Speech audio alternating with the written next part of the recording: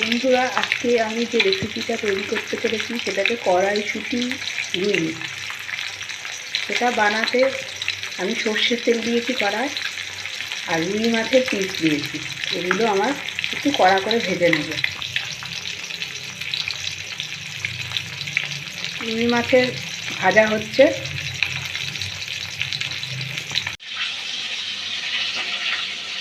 দেখুন বন্ধুরা, মাছগুলো ভেজে নিয়েছি, ভেজে তুলে নিয়েছি। এর পরের প্রসেসে আমি যাব।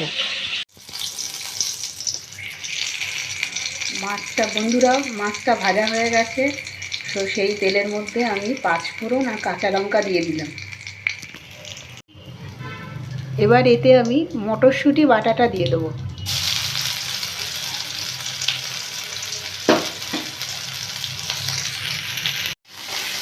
মটরশুঁটি বাটাটা আমি নাড়াচাড়া করছি। একটু হালকা ভাজা ভাজা হবে। এবার এতে আমি নুন, হলুদ, অল্প চিনি দিয়ে দেবো। লঙ্কার গুঁড়ো দেবো না, কাঁচা লঙ্কা রয়েছে তাই, বেশি ঝাল হয়ে যেতে পারে। এই অল্প একটু চিনি দিলাম।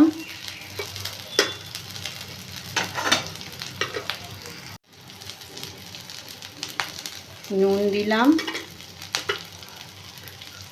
আর হলুদ দিয়ে দিলাম। এবার মিশিয়ে নেব।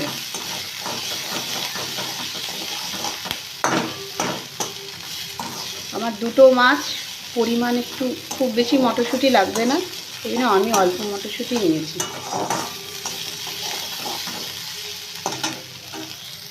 একটু ভাজা ভাজা হলেই আমি এতে জল দিয়ে দেবো।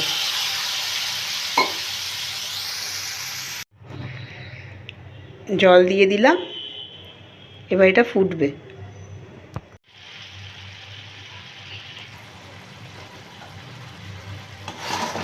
বন্ধুরা, ঝোল ফুটে এসছে। কড়াইশুঁটি বা মটরশুঁটি রুই মাছ। এবার আমি রুই মাছগুলোকে দিয়ে দেব।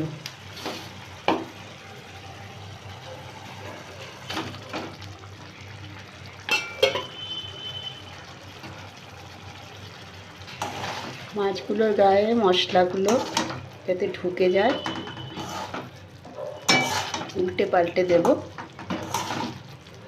বেশি ঝোল হবে না, আপনারা ঝোলও রাখতে পারেন, আবার শুকনো শুকনো বানাতে পারেন।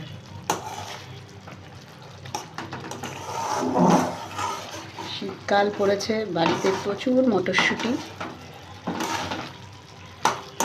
তার জন্যে যে কোনো মাছ দিয়ে করতে পারেন। রুই, কাতলা, ভেটকি, যে কোনো মাছ দিয়ে আপনারা কড়াইশুঁটি বা মটরশুঁটি মাছ দিয়ে খেতে পারেন। একটু কাঁচা লঙ্কা, একটু 5 ফোড়ন পড়লেই এর টেস্ট বেড়ে যায়। রসুন যদি ইউজ করতে চান, রসুনও ব্যবহার করতে পারেন। এইভাবে আমার কড়াইশুঁটি রেডি প্রায়। আমি একটু উল্টে পাল্টে দিচ্ছি, মাছের গায়ে কড়াইশুঁটিগুলো লেগে যায়, খেতে খুবই ভালো লাগে। এর থেকে আরও পরিমাণ যদি চান মটরশুঁটি, সেটাও ইউজ করতে পারেন। ভাপানো মটরশুঁটি এর মধ্যে ছড়িয়ে দিতে পারেন।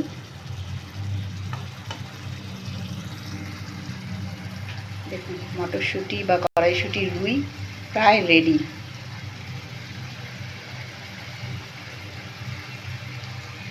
একদম হালকা রান্না, কম তেলে আপনারা খেতে পারেন। দেখুন বন্ধুরা, রেডি আমার কড়াইশুঁটি রুই। আপনারা যে কোনো মাছ দিয়ে তৈরি করে ফেলুন। শীতকালটাকে মটরশুঁটি খান, মটরশুঁটি খুবই ভালো শরীরের পক্ষে, খেতেও ভালো। খান, খেয়ে এবং উপভোগ করুন শীতটাকে। ধন্যবাদ।